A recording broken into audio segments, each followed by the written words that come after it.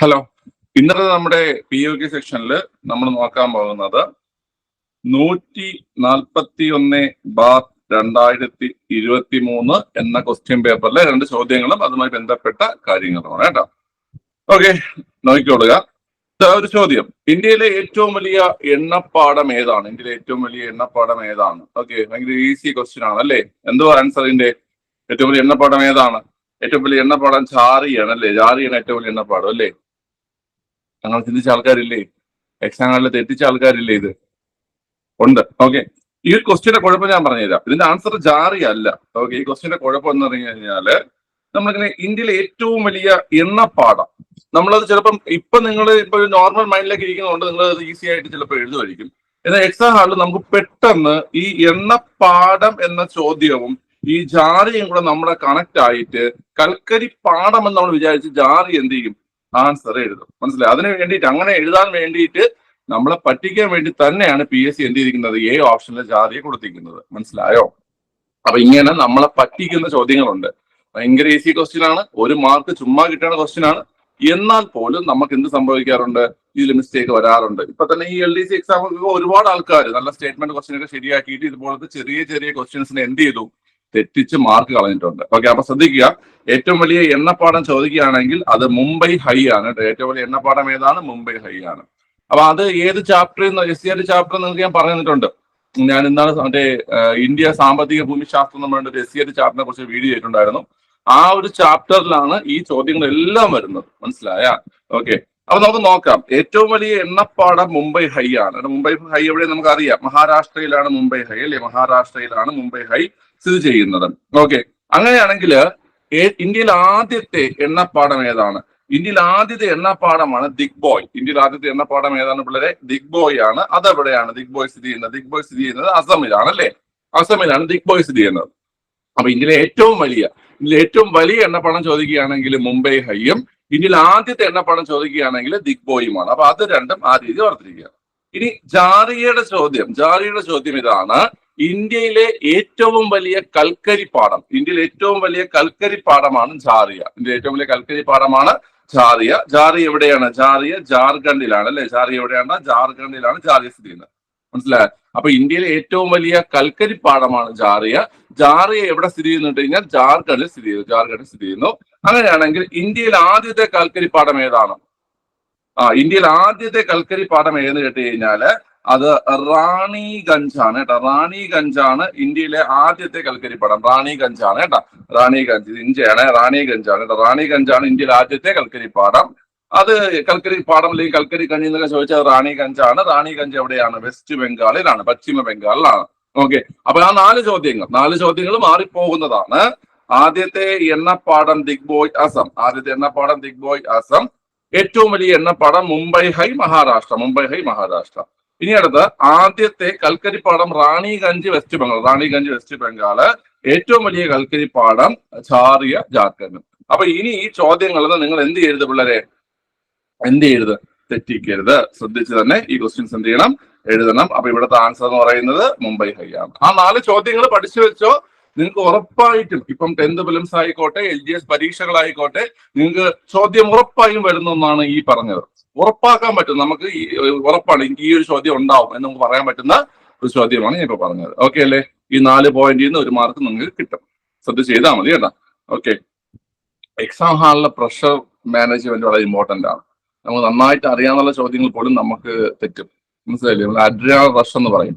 നമുക്ക് adrenal high ആവും നമുക്ക് ടെൻഷൻ വരുന്ന സമയത്ത്. അപ്പൊ നമ്മുടെ ഈ ഒരു കാഴ്ച, കേൾവി, ബുദ്ധിശക്തി എല്ലാത്തിനെയും ബാധിക്കും. മനസ്സിലായ?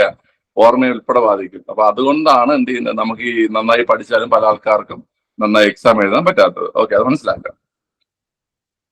ഇനി അടുത്ത ചോദ്യം: കൃഷിയും അനുബന്ധ പ്രവർത്തനങ്ങളും ഉൾപ്പെടുന്ന സാമ്പത്തിക പ്രവർത്തന മേഖല ഏതാണ്? കൃഷിയും അനുബന്ധ പ്രവർത്തനങ്ങൾ ഉൾപ്പെടുന്ന സാമ്പത്തിക പ്രവർത്തന മേഖല ഏതെന്നാണ് ചോദ്യം. എല്ലാവർക്കും അറിയായിരിക്കും. പ്രാഥമിക മേഖലയാണ് അല്ലെ? പ്രാഥമിക മേഖലയാണ് കൃഷിയും അനുബന്ധ പ്രവർത്തനം ഉൾപ്പെടുന്ന സാമ്പത്തിക പ്രവർത്തന മേഖല. ഓക്കെ, ഈ മേഖല എന്ന് വെച്ചാൽ സാമ്പത്തിക പ്രവർത്തന മേഖലകളെ നമ്മൾ 3ആയി തരംതിരിക്കുന്നു എന്നുള്ള കാര്യം നിങ്ങൾക്ക് അറിയാം. 1, 2, 3. അതായത് ഒന്നാമത്തത് പ്രാഥമിക മേഖല. ഓക്കെ, രണ്ടാമത്തത് ദ്വിതീയ മേഖല. മൂന്നാമത്തത് തൃതീയ മേഖല. പ്രാഥമിക മേഖല, ദ്വിതീയ മേഖല, തൃതീയ മേഖല എന്നിങ്ങനെ നമ്മൾ ഇതിനെ എന്ത് ചെയ്യുന്നു? മൂന്നായിട്ട് തരംതിരിക്കുന്നു. പ്രാഥമിക മേഖലയുടെ ഡെഫിനിഷൻ നിങ്ങൾ പഠിച്ചു വെച്ചോണം. മനസ്സിലായ? പ്രാഥമിക മേഖല എന്താണ്, അല്ലെങ്കിൽ എന്താണ് അതുകൊണ്ട് ഉദ്ദേശിക്കുന്നത് നിങ്ങൾ പഠിച്ചു വെച്ചോണം. പ്രാഥമിക മേഖല വെച്ച് കഴിഞ്ഞാൽ പ്രകൃതി വിഭവങ്ങൾ. ഈ പ്രകൃതി വിഭവങ്ങൾ എന്ന് വെച്ചാൽ എന്താണ്? പ്രകൃതി വിഭവങ്ങൾ നമുക്ക് പ്രകൃതിയിൽ നിന്ന് ലഭിക്കുന്നത് എന്താണോ അതിനെയാണ് പ്രകൃതി വിഭവങ്ങൾ എന്ന് പറയുന്നത്, അല്ലേ? പ്രകൃതിയിൽ നിന്ന് ലഭിക്കുന്നതിനാണ് പ്രകൃതി വിഭവങ്ങൾ എന്ന് പറയുന്നത്. പ്രകൃതി വിഭവങ്ങൾ നേരിട്ട് ഉപയോഗപ്പെടുത്തിയിട്ട് പ്രവർത്തനങ്ങൾ നടക്കുന്ന മേഖലകളെയാണ് എന്ത് പറയുന്നത്? പ്രാഥമിക മേഖല എന്ന് പറയുന്നത്. മനസ്സിലായ? പ്രകൃതി വിഭവങ്ങളെ നേരിട്ട് ഉപയോഗിച്ചുകൊണ്ട്, അതായത് അത് തന്നെ റോ ആയിട്ട് ഉപയോഗിച്ചുകൊണ്ട്, അതിൽ മാറ്റങ്ങളൊന്നും വരുത്താതെ അത് നേരിട്ട് ഉപയോഗിച്ചുകൊണ്ട് പ്രവർത്തനം നടക്കുന്ന മേഖലയാണ് പ്രാഥമിക മേഖല. ഓക്കെ ആണല്ലോ? ഈ പ്രാഥമിക മേഖലയെ തന്നെ നമ്മൾ രണ്ട് പേരിൽ അറിയപ്പെടും. കാരണം രണ്ട് പേരെന്ന് വെച്ച് കഴിഞ്ഞാല്, ഒരു പേര് കാർഷിക മേഖല, ഒരു പേര് കാർഷിക മേഖല എന്നാണ്. ഒരു പേര് എന്താണ്? കാർഷിക മേഖലയാണ്. ഓക്കെ. കാരണം ഈ പ്രാഥമിക മേഖലയിലെ ഏറ്റവും പ്രധാന പ്രവർത്തനം എന്ന് പറയുന്നത് കൃഷിയാണ്. പ്രാഥമിക മേഖലയിലെ ഏറ്റവും പ്രധാന പ്രവർത്തനം എന്ന് പറയുന്നത് കൃഷി ആയതുകൊണ്ട് ഈ പ്രാഥമിക മേഖലയെ എന്തെന്നറിയപ്പെടുന്നു? കാർഷിക മേഖലയാണ് അറിയപ്പെടുന്നു. അതുപോലെ തന്നെ ഉൽപാദന പ്രവർത്തനങ്ങളൊക്കെ നടക്കുന്നത് ഈ പ്രാഥമിക മേഖല ആയതുകൊണ്ട് ഉൽപാദന മേഖല എന്നും പറയും. മനസ്സിലായോ? ഉൽപാദന പ്രവർത്തനങ്ങളൊക്കെ നടക്കുന്നത് പ്രാഥമിക മേഖലയിൽ ആയതുകൊണ്ട് തന്നെ ഇതിനെ ഉൽപാദന മേഖല എന്നും പറയും. ഓക്കെ. അപ്പൊ പ്രാഥമിക മേഖല എന്താണെന്ന് നിങ്ങൾക്ക് മനസ്സിലായല്ലോ? ഡെഫിനിഷൻ മനസ്സിലായല്ലോ? പ്രകൃതി വിഭവങ്ങൾ നേരിട്ട് ഉപയോഗപ്പെടുത്തി പ്രവർത്തനം നടക്കുന്ന മേഖലയാണ് പ്രാഥമിക മേഖല എന്നുള്ള കാര്യം ഓർത്തിരിക്കുക. കാർഷിക മേഖല എന്നും അറിയപ്പെടുന്നു. അതുപോലെ ഉൽപാദന മേഖല എന്നും അറിയപ്പെടുന്നു. ഓക്കെ. അപ്പൊ അത് നിങ്ങൾക്ക് മനസ്സിലായേ? ഇത് നിങ്ങൾ മനസ്സിലാക്കേണ്ട പ്രധാനപ്പെട്ട ഒരു ചോദ്യം, ഇന്ത്യൻ സമ്പദ് വ്യവസ്ഥയുടെ നട്ടെല്ല് എന്നറിയപ്പെടുന്നത് ഏതിനെയാണ്? പ്രാഥമിക മേഖലയാണ്. മനസ്സിലായി? ഇന്ത്യൻ സമ്പദ് വ്യവസ്ഥ നട്ടെല്ല് എന്നറിയപ്പെടുന്ന ഏതിനെ കുട്ടികളെ? പ്രാഥമിക മേഖലയാണ്. അപ്പൊ അവിടെ തന്നെ വേറൊരു ചോദ്യമുണ്ട്. ഇന്ത്യൻ സമ്പദ് വ്യവസ്ഥയുടെ നട്ടെല്ല് എന്നറിയപ്പെടുന്ന ഭൂപ്രദേശം ഏതാണ്? അറിയോ? ഇന്ത്യൻ സമ്പദ് വ്യവസ്ഥയുടെ നട്ടെല്ല് എന്നറിയപ്പെടുന്ന ഭൂപ്രദേശമാണ് ഉത്തരമഹാസമതലമാണ് ഇന്ത്യൻ സമ്പദ് വ്യവസ്ഥയുടെ നട്ടെല്ല് എന്നറിയപ്പെടുന്ന ഭൂപ്രദേശം. ഇന്ത്യൻ സമ്പദ് വ്യവസ്ഥയുടെ നട്ടെല്ല് എന്നറിയപ്പെടുന്ന സാമ്പത്തിക മേഖല ചോദിക്കുകയാണെങ്കിൽ പ്രാഥമിക മേഖല അല്ലെങ്കിൽ കാർഷിക മേഖല. ആ രണ്ട് ചോദ്യത്തിലെയും ഡിഫറൻസ് മനസ്സിലാക്കുക. ഇന്ത്യൻ സമ്പദ് വ്യവസ്ഥയുടെ നട്ടെല്ല് എന്നറിയപ്പെടുന്ന സാമ്പത്തിക മേഖല ചോദിക്കുകയാണെങ്കിൽ കാർഷിക മേഖല അല്ലെങ്കിൽ പ്രാഥമിക മേഖലയും, ഇന്ത്യൻ സമ്പദ് വ്യവസ്ഥയുടെ നട്ടെല്ല് എന്നറിയപ്പെടുന്ന ഭൂപ്രദേശം ചോദിക്കുകയാണെങ്കിൽ ഏതാ കുട്ടികളെ? അത് ഉത്തരമഹാസമതലമാണ്. ഓക്കെ. നമുക്കറിയാം ഇത് ഈ ഉത്തരമഹാസമതലത്തിൽ തന്നെ വേറെയും ചോദ്യമുണ്ട്. ഇന്ത്യയുടെ ധാന്യ കലവറ എന്നറിയപ്പെടുന്നത് ഉത്തരമഹാസമതലമാണ്. ഇന്ത്യയുടെ ധാന്യ കലവറ എന്നറിയപ്പെടുന്നത് ഉത്തരമഹാസമതലമാണ്. അങ്ങനെയാണെങ്കിൽ ധാതു കലവറ ഏതാ? ഇന്ത്യയുടെ ധാതു കലവറ എന്നറിയപ്പെടുന്ന ഏതാണ്? ധാന്യ കലവറ ഉത്തരമഹാസമതലമാണെങ്കിൽ ധാതു കലവറ എന്നറിയപ്പെടുന്നത് ഉപദ്വീപീയ പീഠഭൂമിയാണ്. ഇന്ത്യയുടെ ധാതു കലവറ എന്നറിയപ്പെടുന്നത് ഉപദ്വീപീയ പീഠഭൂമിയാണ്. ഇനി ധാതു കലവറ എന്നറിയപ്പെടുന്ന പീഠഭൂമി ചോദിക്കുകയാണെങ്കിൽ, മനസ്സിലായ? ഏത് പീഠഭൂമിയാണ് ധാതു കലവറ എന്നറിയപ്പെടുന്നതെന്ന് ചോദിക്കുകയാണെങ്കിൽ അവിടെ നിങ്ങൾ പറയേണ്ടത് ഛോട്ടാ നാഗ്പൂർ. ഏതാണ്? ഛോട്ടാ നാഗ്പൂർ ആണ്. മനസ്സിലായ? ഇന്ത്യയുടെ ധാതു കലവറ എന്നറിയപ്പെടുന്ന ഭൂപ്രദേശം ചോദിക്കുകയാണെങ്കിൽ ഉപദ്വീപീയ പീഠഭൂമി. ഇന്ത്യയുടെ ധാതു കലവറ എന്നറിയപ്പെടുന്ന ഭൂപ്രദേശം ചോദിക്കുകയാണെങ്കിൽ ഉപദ്വീപീയ പീഠഭൂമി. ഇന്ത്യയുടെ ധാതു കലവറ എന്നറിയപ്പെടുന്ന പീഠഭൂമി ചോദിക്കുകയാണെങ്കിൽ ഛോട്ടാ നാഗ്പൂർ പീഠഭൂമി. ഏതാണ്? ഛോട്ടാ നാഗ്പൂർ പീഠഭൂമി. ഓക്കെ. അപ്പം ഈ രണ്ട് നട്ടെല്ല് ഓർമ്മയുണ്ടല്ലോ. സമ്പദ് വ്യവസ്ഥ നട്ടെല്ല് എന്നറിയപ്പെടുന്ന സാമ്പത്തിക മേഖല പ്രാഥമിക മേഖലയും, സമ്പദ് വ്യവസ്ഥ നട്ടെല്ല് എന്നറിയപ്പെടുന്ന ഭൂപ്രദേശം ഉത്തരമഹാസമതലം. അങ്ങനെയാണെങ്കിൽ വേറെ ചോദ്യം ചോദിക്കട്ടെ. ആ ചോദ്യം ഇതാണ്: ഹിമാലയത്തിന്റെ നട്ടെല്ല് എന്നറിയപ്പെടുന്നത് എന്തിനെയാണ്? ഹിമാലയത്തിന്റെ നട്ടെല്ല് എന്നറിയപ്പെടുന്നത് ഹിമാദ്രിയാണ്, അല്ലെ?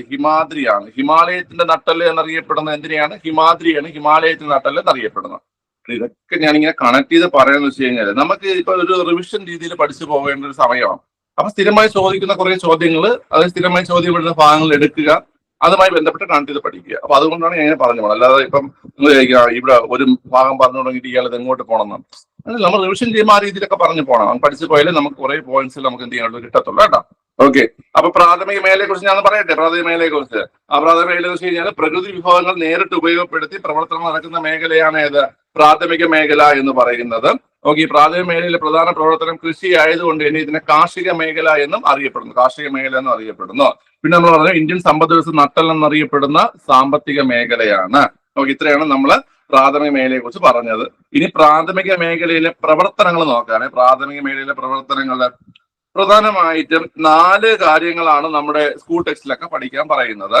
ഒന്നാമത്തത് കൃഷി അനുബന്ധ പ്രവർത്തനങ്ങൾ. കൃഷിയും അനുബന്ധ പ്രവർത്തനങ്ങളും. കൃഷിയും അനുബന്ധ പ്രവർത്തനങ്ങൾ ഇതെല്ലാവർക്കും അറിയാവുന്ന പോയിന്റാണ്, കൃഷിയും അനുബന്ധ പ്രവർത്തനങ്ങളും. രണ്ടാമത്തത് വനപരിപാലനം. വനപരിപാലനം രണ്ടാമത്തത് വനപരിപാലനം. മൂന്നാമത്തത് മത്സ്യബന്ധനം. മത്സ്യബന്ധനം. നാലാമത്തത് ഖനനം. നാലാമത്തത് ഖനനം. ഓക്കെ, ക്ലിയർ ആണല്ലോ. ശരി, അപ്പൊ ഈ 4 കാര്യങ്ങളാണ് നമ്മുടെ സ്കൂൾ ടെക്സ്റ്റിൽ പ്രധാനമായിട്ടും പഠിക്കാൻ പറയുന്നത്. ഒന്നാമത്തത് കൃഷിയും അനുബന്ധ പ്രവർത്തനങ്ങളും.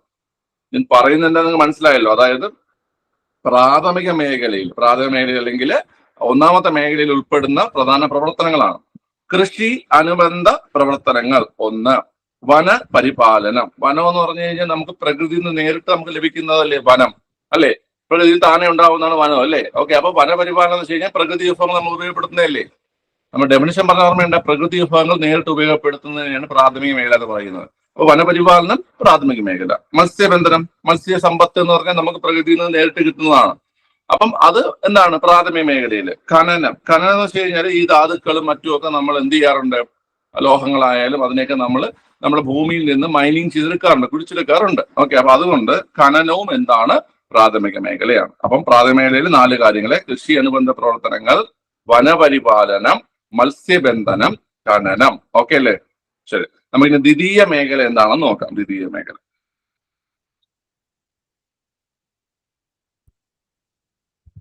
ഇതൊക്കെ നിങ്ങൾ നോട്ട് എഴുതി പഠിച്ചു പോകണം കേട്ടോ. ചുമ്മാ ഇങ്ങനെ എല്ലായിടത്തും ഇല്ല. നിങ്ങൾക്ക് ഏതെങ്കിലും പോയിന്റിലൊക്കെ കൺഫ്യൂഷൻ ഒക്കെ ഉണ്ടെങ്കിൽ, അതായത് നിങ്ങൾക്ക് മാറിപ്പോകുന്ന പോയിന്റ് ഒക്കെ ഉണ്ടെങ്കിൽ അതൊന്ന് ജസ്റ്റ് നോട്ട് ചെയ്ത് വെച്ചിട്ട് പിന്നീട് അതൊന്ന് റിവിഷൻ ചെയ്ത് പോകണം. മനസ്സിലായ? ഓക്കെ, ഇനി നമുക്ക് അടുത്ത് ദ്വിതീയ മേഖല നോക്കാം. ദ്വിതീയ മേഖല എന്ന് പറഞ്ഞു കഴിഞ്ഞാൽ ഈ പ്രാഥമിക മേഖലയിൽ നിന്ന് ലഭിക്കുന്ന വസ്തുക്കളെ എന്തെന്നറിയാവോ? അതായത് നമ്മുടെ പ്രാഥമിക മേഖലയിൽ നിന്ന് ലഭിക്കുന്ന വസ്തുക്കളെ അസംസ്കൃത വസ്തുക്കളായിട്ട് ഉപയോഗിച്ചുകൊണ്ട്, മനസ്സിലായ? ഇപ്പൊ പ്രാഥമിക മേഖലയിലെ വസ്തുക്കളെ അസംസ്കൃത വസ്തുക്കളായി ഉപയോഗിച്ചുകൊണ്ട് പ്രവർത്തനങ്ങൾ നടക്കുന്ന മേഖലയാണ് ഏത്? ദ്വിതീയ മേഖല. മനസ്സിലായ? അപ്പൊ പ്രാഥമിക മേഖലയിൽ നമുക്ക് കുറെ കാര്യങ്ങൾ ലഭിക്കും. ആ ലഭിക്കുന്ന കാര്യങ്ങളെ എന്ത് ചെയ്യും? അസംസ്കൃത വസ്തുക്കളായി ഉപയോഗിച്ചുകൊണ്ട് പ്രവർത്തനം നടക്കുന്ന മേഖലയാണ് ഏത്? ദ്വിതീയ മേഖല. ഉദാഹരണത്തിന് ഇപ്പൊ നമുക്ക് പറയുകയാണെങ്കിൽ ഇപ്പൊ തേന് പ്രാഥമിക മേഖലയിൽ നിന്ന് കിട്ടുന്ന ഒരു സാധനമാണ് തേൻ എന്ന് പറയുന്നത്, അല്ലെ? ആ തേനിനെ ഉപയോഗിച്ചിട്ട് നമ്മൾ ഈ ഭക്ഷണ പദാർത്ഥങ്ങളും അതുപോലെ തന്നെ നമ്മുടെ ഈ പറയുന്ന ഈ സൗന്ദര്യവർദ്ധക വസ്തുക്കളൊക്കെ ഉണ്ടാക്കത്തില്ലേ? അതാ പറയുന്നത്. അപ്പൊ പ്രാഥമിക മേഖലയിൽ ലഭിക്കുന്ന വസ്തുക്കളെ അസംസ്കൃത വസ്തുക്കളായി ഉപയോഗപ്പെടുത്തിക്കൊണ്ട് അല്ലെങ്കിൽ പ്രയോജനപ്പെടുത്തിക്കൊണ്ട് പ്രവർത്തനം നടക്കുന്ന മേഖലയാണ് ഏത്? ദ്വിതീയ മേഖല. ഓക്കെ, ആ ഒരു പോയിന്റ് ഓർത്തിരിക്കുക കേട്ടോ. ക്ലിയർ ആണ്? പ്രാഥമിക വസ്തുക്കളെ അസംസ്കൃത വസ്തുക്കളായി ഉപയോഗപ്പെടുത്തിക്കൊണ്ട് പ്രവർത്തനം നടക്കുന്ന മേഖലയാണ് ദ്വിതീയ മേഖല. ദ്വിതീയ മേഖലയിലെ പ്രധാന പ്രവർത്തനം എന്ന് പറയുന്നത് വ്യവസായമാണ്, അല്ലെ? പ്രധാന പ്രവർത്തനം എന്ന് പറയുന്നത് ഏതാണ്? വ്യവസായമാണ്. അതുകൊണ്ട് തന്നെ ഈ ദ്വിതീയ മേഖലയെ നമ്മൾ വ്യാവസായിക മേഖല എന്നും പറയുന്നു. അപ്പൊ ദ്വിതീയ മേഖല ഏത് പേരിലും പറയൂടാ? വ്യാവസായിക മേഖല എന്നും പറയുന്നു. അപ്പൊ ദ്വിതീയ മേഖലയെ പറയുന്ന മറ്റൊരു പേരാണ് വ്യാവസായിക മേഖല. ഏതാണ്? വ്യാവസായിക മേഖല. അത് മാത്രമല്ല, നിർമ്മാണ പ്രവർത്തനങ്ങൾ നടക്കുന്നത് കൊണ്ട് ഈ മേഖല നിർമ്മാണ മേഖല എന്നും അറിയപ്പെടുന്നു. നിർമ്മാണ പ്രവർത്തനങ്ങൾ നടക്കുന്നത് കൊണ്ട് ഈ മേഖല ഏത് പേരിലും അറിയപ്പെടുന്നു? നിർമ്മാണ മേഖല എന്നും അറിയപ്പെടുന്നു. ഓക്കെ, അപ്പൊ നമ്മൾ പ്രാഥമിക മേഖലയിൽ നമ്മൾ പറഞ്ഞത് കാർഷിക മേഖലയെന്നും ഉൽപാദന മേഖലയെന്നും അറിയപ്പെടുന്നു. ദ്വിതീയ മേഖലയാകുമ്പോൾ വ്യാവസായിക മേഖലയെന്നും നിർമ്മാണ മേഖലയെന്നും അറിയപ്പെടുന്നു. ഇതറിയപ്പെടുന്നു. ഓക്കെ, ഇനി അടുത്ത ദ്വിതീയ മേഖലയിലെ പ്രധാന പ്രവർത്തനങ്ങൾ നോക്കാം പിള്ളേരെ. ഒന്ന് വ്യവസായം. 2 കെട്ടിട നിർമ്മാണം, കെട്ടിട നിർമ്മാണം, കെട്ടിട നിർമ്മാണം. പിന്നെ മൺപാത്ര നിർമ്മാണം, മൺപാത്ര നിർമ്മാണം, മൺപാത്ര നിർമ്മാണം. ഇതൊക്കെ ഒരുപാട് തവണ റീസെന്റ് ആയിട്ട് ചോദിച്ചിട്ടുണ്ട്. മൺപാത്ര നിർമ്മാണം. അതുപോലെ തന്നെ വൈദ്യുതി ഉൽപാദനം. ഈ ഉൽപാദനം എന്ന വാക്ക് കേട്ട ഉടനെ നിങ്ങൾ എന്ത് എഴുതുക? വൈദ്യുതി ഉൽപാദനം എന്ന് കേട്ട ഉടനെ നിങ്ങൾ എന്ത് എഴുതരുത് പിള്ളേരെ? ഈ പറയുന്ന ഇത് എഴുതരുത്, പ്രാഥമിക മേഖല എഴുതരുത്. ഓക്കെ, നമ്മൾ വൈദ്യുതി ഉണ്ടാക്കുന്നത് ജലത്തിൽ നിന്നും വായുവിൽ നിന്നും തിരമാലയിൽ നിന്നൊക്കെയാണ് ഉണ്ടാക്കുന്നത് അല്ലേ? ഓക്കെ, അപ്പൊ ഇതൊക്കെ നമുക്ക് പ്രകൃതിയിൽ നിന്ന് കിട്ടുന്ന സാധനങ്ങളാണ്. അപ്പൊ അതിനെ നമ്മൾ ഉപയോഗപ്പെടുത്തിക്കൊണ്ടാണ് ഈ പറയുന്ന വൈദ്യുതി ഉൽപ്പാദിപ്പിക്കുന്നത്. മനസ്സിലായ? ഇതിന്റെ ഡെഫിനിഷൻ നിങ്ങൾക്ക് ഓർമ്മയില്ലേ? അതായത് വ്യാവസായിക മേഖലയുടെ ഡെഫിനിഷൻ നിങ്ങൾക്ക് ഓർമ്മയില്ലേ? അതായത് പ്രാഥമിക മേഖലയിലെ വസ്തുക്കളെ അസംസ്കൃത വസ്തുക്കളെ ഉപയോഗപ്പെടുത്തിക്കൊണ്ടാണ് ഇവിടെ എന്ത് ചെയ്യുന്നത്? പ്രവർത്തനം നടക്കുന്നത്. അപ്പൊ അതുകൊണ്ട് തന്നെ ഈ പറയുന്ന വൈദ്യുതി ഉൽപാദനം അത് ദ്വിതീയ മേഖലയിലാണ്, ദ്വിതീയ മേഖലയിലാണ് കേട്ടോ. അതുപോലെ തന്നെ ജലവിതരണം. എന്താണ്? ജലവിതരണം. അപ്പൊ ജലവിതരണവും എവിടെയാണ്? ദ്വിതീയ മേഖലയാണ്. ജലവിതരണവും ദ്വിതീയ മേഖലയാണ് കേട്ടോ. അതുപോലെ ഗ്യാസും ഏതിൽ തന്നെയാണ്? ദ്വിതീയ മേഖലയിൽ തന്നെയാണ്. ഗ്യാസും ദ്വിതീയ മേഖലയിൽ തന്നെയാണ്. ഓക്കെ, അപ്പൊ ദ്വിതീയ മേഖലയിലെ പ്രവർത്തനങ്ങൾ നമുക്ക് നോക്കാം. ദ്വിതീയ മേഖലയിലെ പ്രവർത്തനങ്ങള്: ഒന്ന് വ്യവസായം. ഒന്ന് ഏതാണ്? വ്യവസായം. രണ്ട് കെട്ടിട നിർമ്മാണം. രണ്ട് ഏതാണ്? കെട്ടിട നിർമ്മാണം. മൂന്ന് മൺപാത്ര നിർമ്മാണം. മൂന്ന് ഏതാണ്? മൺപാത്ര നിർമ്മാണം. നാല് വൈദ്യുതി ഉൽപാദനം. വൈദ്യുതി ഉൽപാദനം. അഞ്ച് ജലവിതരണം. ജലവിതരണം. ആറ് ഗ്യാസ്. ആറ് ഏതാണ്? ഗ്യാസ്. അപ്പൊ ഇത്രയും കാര്യങ്ങളാണ് ദ്വിതീയ മേഖല. ദ്വിതീയ മേഖല ഒന്ന് പറഞ്ഞു നോക്കിയേ, ഒന്ന് പറഞ്ഞു നോക്കിയേ. ഒന്നാമത്തെ ഏതാ? വ്യവസായം. രണ്ടാമത്തെ ഏതാണ്? കെട്ടിട നിർമ്മാണം. രണ്ട് കെട്ടിട നിർമ്മാണം. മൂന്നാമത്തത് മൺപാത്ര നിർമ്മാണം. മൺപാത്ര നിർമ്മാണം. നാലാമത് ജലവിതരണം. ജലവിതരണം. അഞ്ചാമത്തത് ഗ്യാസ്. ആറാമത്തത് വൈദ്യുതി ഉൽപാദനം. അപ്പൊ 6 കാര്യങ്ങൾ നമ്മൾ ഇതിൽ പഠിച്ചു. പ്രാഥമിക മേഖല നോർത്ത് നോക്കി. പ്രാഥമിക മേഖല കൃഷി അനുബന്ധ പ്രവർത്തനങ്ങൾ, മത്സ്യബന്ധനം, ഖനനം, പിന്നെ വനപരിപാലനം. കൃഷി അനുബന്ധ പ്രവർത്തനങ്ങൾ, മത്സ്യബന്ധനം, ഖനനം, വനപരിപാലനം. ഇതൊക്കെയാണ് നമ്മൾ പ്രാഥമിക മേഖലയിൽ പഠിച്ചത് അല്ലേ? അപ്പൊ പ്രാഥമിക മേഖലയും സെറ്റായി, ദ്വിതീയ മേഖലയും സെറ്റായി. ഓക്കെ, നമുക്ക് തൃതീയ മേഖലയിലോട്ട് പോയാലോ? ഓക്കെ, നമുക്ക് തൃതീയ മേഖല എന്താണെന്ന് നോക്കാം. ഓക്കെ,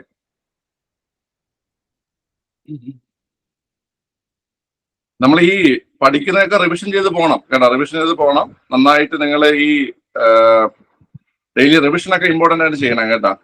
പിന്നെ ഈ യൂട്യൂബ് ക്ലാസ്സുകൾ മാത്രം കണ്ട് പഠിക്കുന്ന ആൾക്കാർ ഒരുപാട് പേരുണ്ടാവും കേട്ടോ.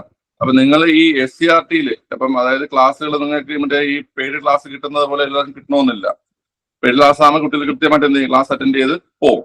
ഓക്കെ, നിങ്ങൾ സ്വന്തമായിട്ട് പഠിക്കുന്ന ആൾക്കാർ കൃത്യമായിട്ട് SCRT ഫുള്ള് കംപ്ലീറ്റ് ചെയ്യണം. SCRTയിൽ 5ാം ക്ലാസ് മുതൽ 10ാം ക്ലാസ് വരെ സിലബസിലുള്ള ചാപ്റ്റേഴ്സ് നിങ്ങൾ എന്ത് ചെയ്യണം? കംപ്ലീറ്റ് ചെയ്യണം കേട്ടോ. അതുപോലെ തന്നെ പറയാനുള്ളതെന്ന് വെച്ച് കഴിഞ്ഞാല് പ്രീവിയസ് ചോദ്യങ്ങൾ എന്ന് പറഞ്ഞു കഴിഞ്ഞാല് നമ്മുടെ LGS പ്രീവിയസ് 2020 ശേഷമുള്ള LGS പ്രീവിയസ് എല്ലാം ചെയ്തു നോക്കണം.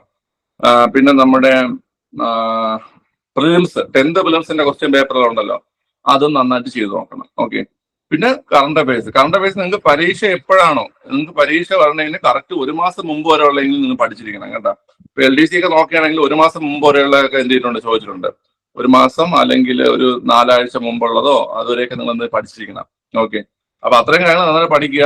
മാത്സ് നമുക്ക് വർക്കൗട്ട് ആയിട്ട് ഞാൻ ഉദ്ദേശിക്കുന്നത് നിങ്ങൾക്ക് തരാം. നിങ്ങൾക്ക് ഇതിൽ തന്നെ നമ്മളിപ്പോ ഈ ക്വസ്റ്റ്യൻ ചെയ്യുന്നത് പോലെ തന്നെ നമുക്ക് ഓരോ പ്രീവിയസ് ആയിട്ട് എടുത്തിട്ട് പ്രീവിയസ് ക്വസ്റ്റ്യൻ പേപ്പർ നമുക്ക് 20 എടുക്കുക. നമുക്ക് ഇപ്പൊ LGS സിലബസിൽ അല്ലെങ്കിൽ പ്രിലിംസിന്റെ സിലബസിൽ 20 മാത്സ് അല്ലേ ഉള്ളത്.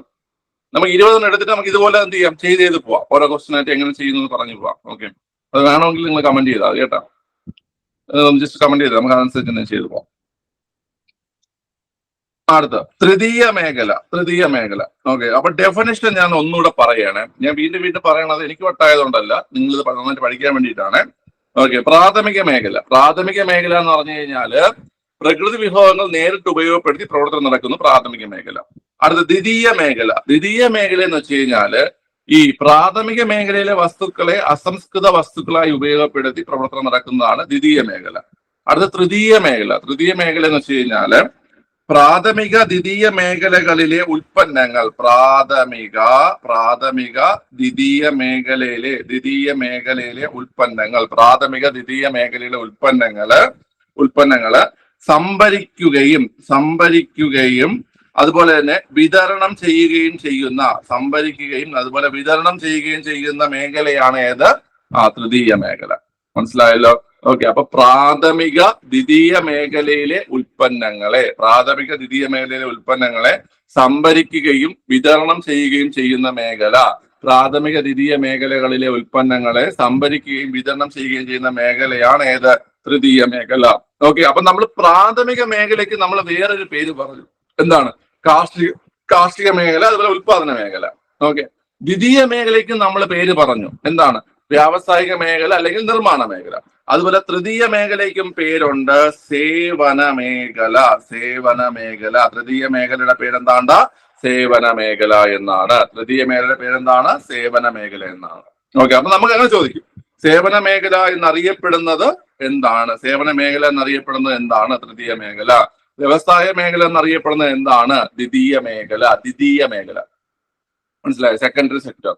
അടുത്ത് കാർഷിക മേഖല എന്നറിയപ്പെടുന്നത് എന്തിനെയാണ്? കാർഷിക മേഖല എന്നറിയപ്പെടുന്നത് പ്രാഥമിക മേഖലയാണ്. ഓക്കെ അല്ലേ? ഇനി തന്നെ ഈ 3 മേഖലകളിൽ ഏറ്റവും കൂടുതൽ തൊഴിലവസരം എവിടെയാണെന്ന് ചോദിക്കുകയാണെങ്കിൽ, ഏറ്റവും കൂടുതൽ തൊഴിലവസരം കേട്ടോ, നമ്മളത് 2 രീതിയിൽ പഠിക്കണം. ഏറ്റവും കൂടുതൽ തൊഴിലവസരം നമ്മൾ ഇന്ത്യ വെച്ചിട്ടാണ് നോക്കുന്നതെങ്കിൽ, ഏറ്റവും കൂടുതൽ തൊഴിലവസരം നമ്മൾ ഇന്ത്യ വെച്ചിട്ടാണ് നോക്കുന്നതെങ്കിൽ അതെവിടെയാണ് പിള്ളേരെ? ഇന്ത്യയിലാണെങ്കിൽ ഏറ്റവും കൂടുതൽ തൊഴിലവസരങ്ങൾ പ്രാഥമിക മേഖലയിലാണ്. ഏറ്റവും കൂടുതൽ തൊഴിലവസരങ്ങൾ എവിടെയാണ്? പ്രാഥമിക മേഖലയിലാണ് ഏറ്റവും കൂടുതൽ തൊഴിലവസരങ്ങൾ വരുന്നത്. ഓക്കെ. ഇനി കേരളമാണ് നമ്മൾ നോക്കുന്നതെങ്കിൽ ഏറ്റവും കൂടുതൽ തൊഴിലവസരങ്ങൾ വരുന്നത് തൃതീയ മേഖലയിലാണ്. എവിടെയാണ് വരുന്നത്? തൃതീയ മേഖലയിലാണ് ഏറ്റവും കൂടുതൽ തൊഴിലവസരങ്ങൾ വരുന്നത്. മനസ്സിലായ? ഓക്കെ. അപ്പൊ ഇന്ത്യയിൽ പ്രാഥമിക മേഖല, അതായത് കാർഷിക മേഖല. കേരളത്തില് തൃതീയ മേഖല. കേരളത്തിൽ എവിടെയാണ്? തൃതീയ മേഖലയിലാണ്. മനസ്സിലായോ? തെറ്റായോ അത്? ഓക്കെ. പിന്നെ നമുക്ക് പഠിക്കേണ്ടത് തൃതീയ മേഖലയിലെ പ്രവർത്തനങ്ങളാണ്. തൃതീയ മേഖലയിലെ പ്രവർത്തനങ്ങൾ എന്തൊക്കെയെന്ന് അറിയോ നിങ്ങൾക്ക്? തൃതീയ മേഖലയിൽ നിങ്ങൾ മനസ്സിലാക്കേണ്ടത് ആദ്യം 4 എണ്ണം പഠിച്ചു വെച്ചോണേ. ആദ്യം 4 വളരെ ഇമ്പോർട്ടന്റ് ആയിട്ടുള്ള 4 എണ്ണം. ഓക്കെ. അതിൽ ഒന്നാമത്തത് വിദ്യാഭ്യാസം. രണ്ടാമത്തത് ഗതാഗതം. മൂന്നാമത്തത് ബാങ്കിങ്. നാലാമത്തത് IT. നാലാമത്തേതാണ് വളരെ IT ആണ് നാലാമത്തെ ടേം. ഓക്കെ. ഈ എഴുത്തൊന്നും ഒരു സുഖം ഉണ്ടാവത്തില്ല കേട്ടോ. അത് നമ്മുടെ ഒരു ബോൾ എഴുതും പോലെ അല്ലല്ലോ. കാര്യം മനസ്സിലാകാൻ മതിയല്ലോ. ഓക്കെ, ശരി. ഇനി അതും കുറ്റം പറഞ്ഞുകൊണ്ട് വരരുത്. ഇപ്പൊ എല്ലാത്തിനും തൊണ്ണനും പിടിക്കുന്നതിനും കുറ്റം പറയുന്ന കുറെ ടീമുകളുണ്ട്. ഓക്കെ. ഞാൻ അത് കാര്യമായിട്ട് എടുക്കാറില്ല. എന്നാലും ബാക്കിയുള്ള കുട്ടികൾ അത് കാണുമ്പോൾ അവർക്ക് ചിലപ്പോൾ ഒരു ഇത് തോന്നുമായിരിക്കും. ശരി. വിദ്യാഭ്യാസം കേട്ടോ. വിദ്യാഭ്യാസം ഓർത്തിരിക്കുക. വിദ്യാഭ്യാസം, ഗതാഗതം, ബാങ്കിങ്, IT. അപ്പൊ ഈ 4 എണ്ണം ഇതിലുണ്ട്. വിദ്യാഭ്യാസം, ഗതാഗതം, ബാങ്കിങ്, IT ഏതിലാണ്? തൃതീയ മേഖല അല്ലെങ്കിൽ സേവന മേഖലയാണ്. അതോടൊപ്പം നിങ്ങൾ പഠിച്ചോണേ പിള്ളേരെ. വ്യാപാരം, വാർത്താവിനിമയം.